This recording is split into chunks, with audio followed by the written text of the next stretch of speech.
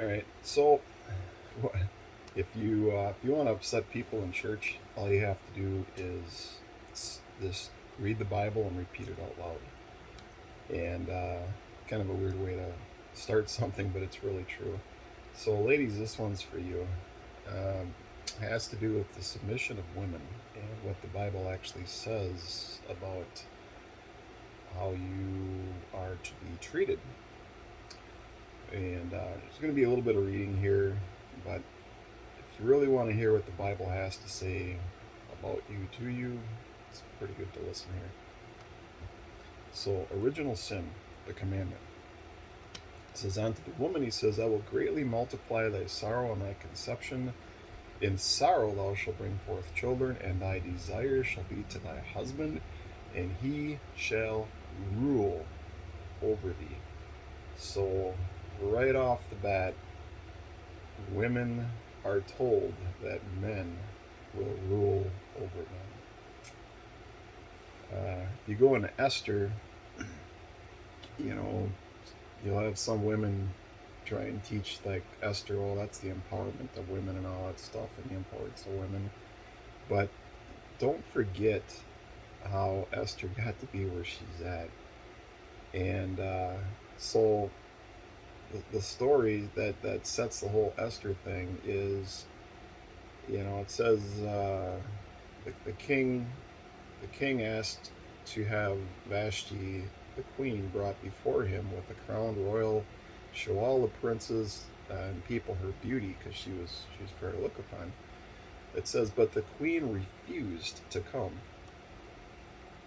All right, so they're sitting around like, man, what are we going to do about this? And the council, and they said, Vashti the queen has not done wrong to the king only, but also to the princes and to all the people that are in the provinces of the king. And for this deed of the queen shall come abroad unto all women, so that they shall despise their husbands in their eyes. Likewise shall the ladies of Persia and Mede, and thus shall there arise too much contempt and wrath.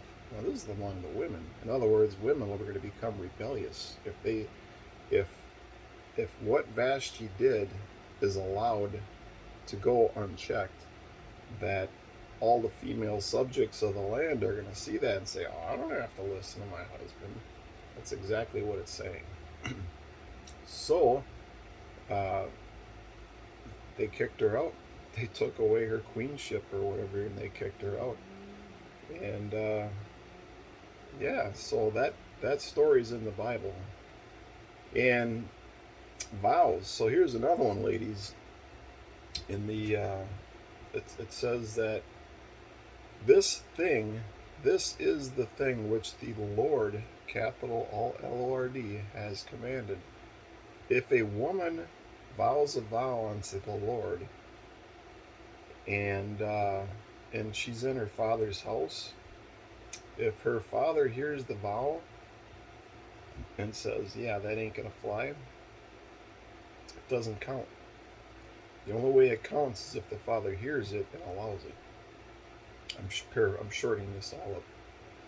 If a woman is married and she vows a vow unto the Lord, and the husband hears it and says, "Yeah, that ain't gonna fly," it's not binding. Now remember, this is the commandment of the Lord. If he hears it and keeps his peace, then it's allowed. The only time a woman making a vow to God has to keep it is if she's a widow or divorced. That's it. So, ladies, you couldn't even make a promise to God without a man's approval. Think about that.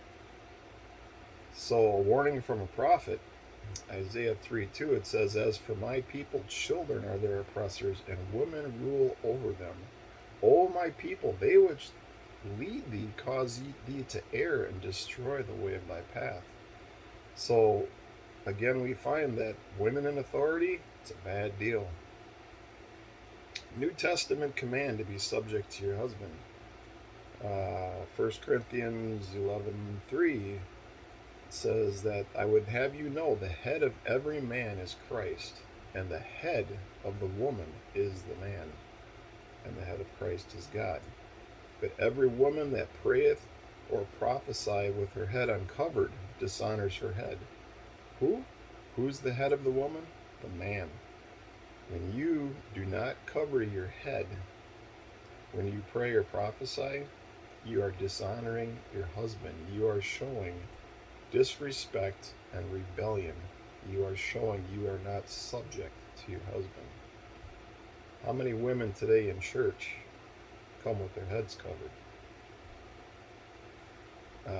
It says the woman is the glory of the man, neither is the man created for the woman, blah blah. For this cause ought the woman to have power on her head because of the angels. Her head. Power on her head. It's showing subjection to the husband's authority.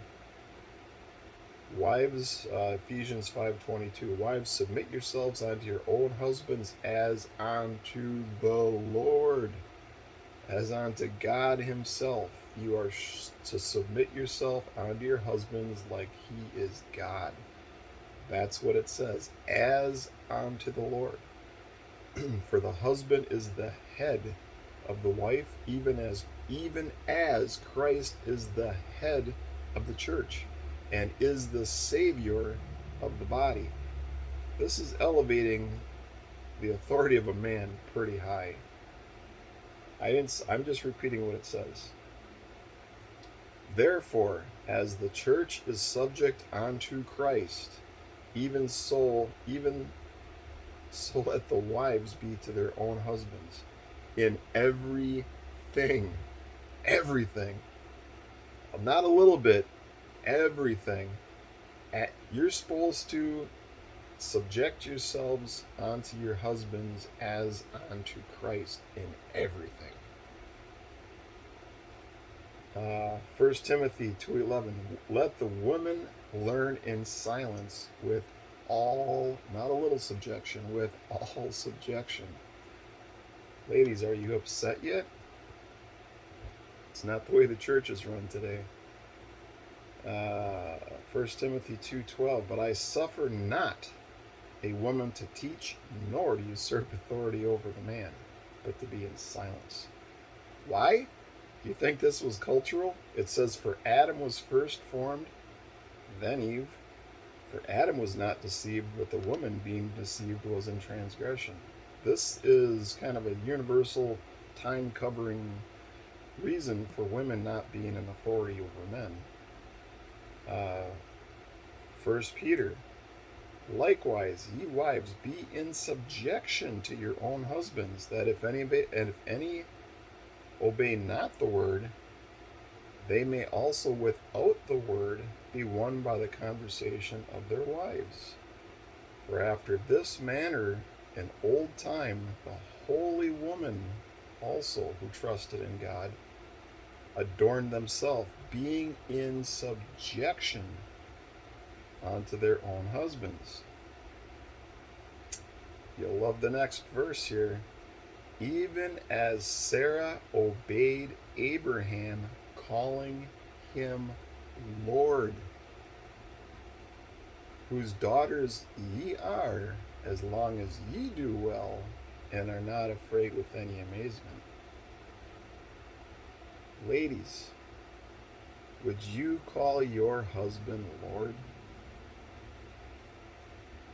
Would you? Should you? Keep in mind with this last one, Abraham had sex with Hagar at Sarah's request to have a child. Think about it in today's terms, your standards, not the Bible's, your standards today. Would you tolerate that? It says that Abraham had concubines and sons by those concubines. It does say that.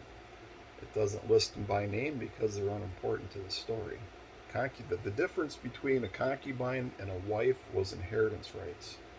So that's the major difference between the two. So, like I think it's in Galatians, it says Abraham had two sons. Well, no, he didn't.